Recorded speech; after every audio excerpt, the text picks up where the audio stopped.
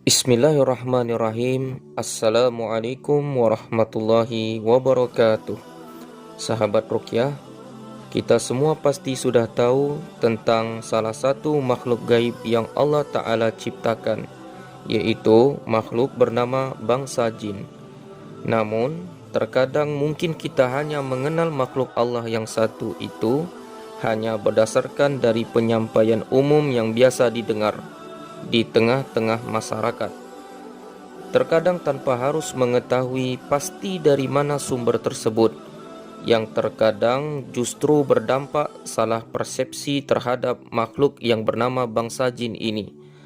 Bahkan di masyarakat kita masih ada yang kita temukan orang-orang yang meminta-minta kepada kalangan jin serta meminta perlindungan kepada bangsa jin. Sahabat Ruqyah, kita sebagai hamba yang beriman kepada Allah Ta'ala, maka sudah semestinya untuk mengenal makhluk Allah Ta'ala yang satu ini tentunya harus berdasarkan sumber yang benar-benar dapat dipercaya. Maka informasi yang tepat kita harus merujuk dari dalil-dalil Al-Quran dan Sunnah Nabi-Nya yang merupakan teladan terbaik umat ini, yaitu Nabi Muhammad SAW.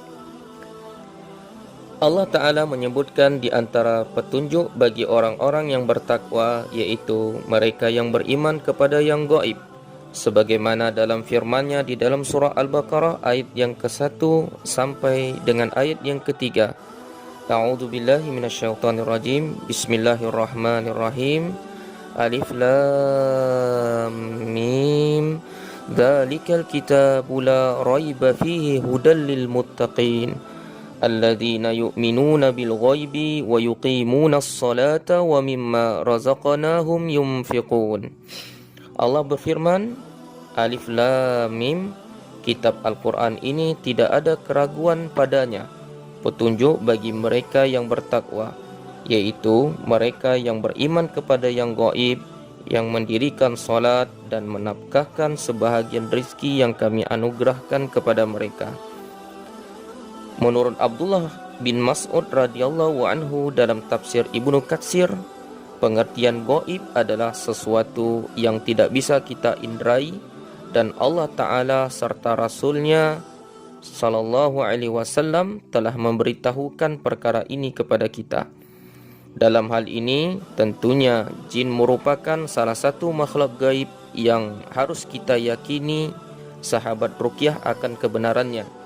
Karena banyak dalil menunjukkan tentang hal ini. Bahkan di dalam Al-Quran ada surah khusus tentang jin yang kita kenal, surah Al-Jin. Tidak bisa dilihat bukan berarti tidak ada.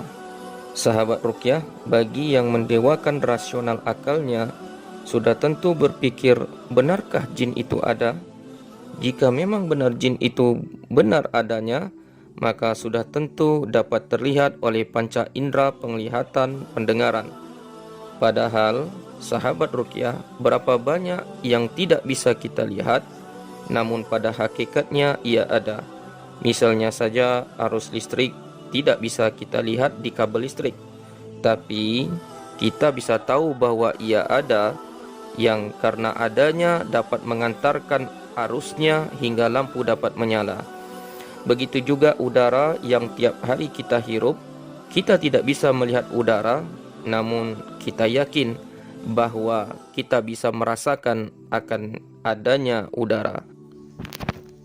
Asal muasal penciptaan jin. Banyak sekali ayat Al-Quran dan hadis Rasulullah SAW yang secara pasti dan akurat menunjukkan bahwa bangsa jin diciptakan dari api, sebagaimana Allah Subhanahu wa taala berfirman, wa khalaqal janna mim marijim min nar. Dia menciptakan jin dari nyala api. Quran surah Ar-Rahman ayat 15. Abdullah bin Abbas radhiyallahu anhu mengatakan maksud dari nyala api pada ayat di atas adalah dari nyala api yang murni. Dalam riwayat lain, Abdullah bin Abbas radhiyallahu anhu mengatakan maksudnya adalah dari ujung jilatannya. Di dalam firman Allah yang lain dikatakan, wal janna khalaqnahu min qablu min naris samum, dan kami telah menciptakan para jin sebelum Adam dari api yang sangat panas. Quran surah Al-Hijr ayat yang ke. Macam-macam jin. Dari Sa'labah Al-Khashani radhiyallahu anhu, dia berkata bahwa Rasulullah sallallahu alaihi wasallam bersabda, al-jinnu salasatu asnaf, sinfun lahum ajnihatun yatiruna fil hawa, wa sinfun hayyatun wa aqarib, wa sinfun yahulluna wa yaz'anun. Jin ada 3 macam. Pertama, jin yang mempunyai sayap, mereka bisa terbang di udara. Kedua, jin berupa ular-ular dan kalajengking. Dan ketiga, jin yang bertempat tinggal dan pindah-pindah serta berpetualang. Hadis riwayat Tabrani dan Hakim. Tempat tinggal jin. Biasanya bangsa jin lebih memilih untuk tinggal di tempat-tempat yang tidak dihuni manusia, seperti padang pasir. Ada juga yang tinggal di tong sampah dan tempat pembuangan kotoran. Di antara jin tersebut ada yang tinggal bersama manusia. Karena itu Rasulullah sallallahu alaihi wasallam pernah keluar menuju padang pasir untuk mengajak mendakwahi mereka kepada Allah Azza wa Jal.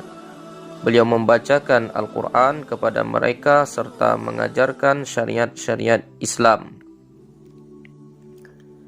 Ada juga jin yang tinggal di WC. Diriwayatkan dari Zaid bin Arqam radhiyallahu anhu, beliau bercerita bahwa Rasulullah sallallahu alaihi wasallam pernah bersabda, sesungguhnya tempat-tempat pembuangan kotoran ditempati oleh bangsa jin. Oleh karena itu, jika salah seorang di antara kalian masuk ke dalam jamban, hendaklah ia berdoa, Allahumma inni a'udzubika minal khubuthi wal khaba'ith. Ya Allah, sesungguhnya hamba berlindung kepadamu dari jin laki-laki dan jin perempuan. Hadis yang diriwayatkan oleh Abu Daud di dalam Kitab Taharah bab 3, An-Nasa'i dalam Kitab Taharah bab 17. Bangsa jin biasa menghuni gedung dan kamar-kamar serta pada liang-liang. Hal ini sebagaimana Imam An-Nasa'i meriwayatkan dari Qatadah dari Abdullah bin Sirjis, ia berkata bahwa Nabi Muhammad sallallahu alaihi wasallam bersabda, la yubalanna ahadukum fil hijr. Janganlah salah seorang di antara kalian kencing pada liang-liang. Mereka bertanya kepada Qatadah, mengapa kita dimakruhkan untuk kencing pada liang-liang?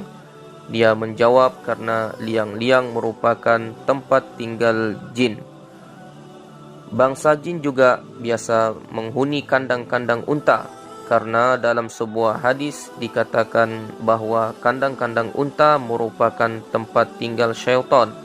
Sebagaimana yang terdapat pada ini bermanfaat bagi kita semua, dan mudah-mudahan semakin menguatkan kekuatan tauhid kita kepada Allah Subhanahu wa taala serta menjauhkan perkara-perkara yang berbau kesyirikan. Wassalamualaikum warahmatullahi wabarakatuh.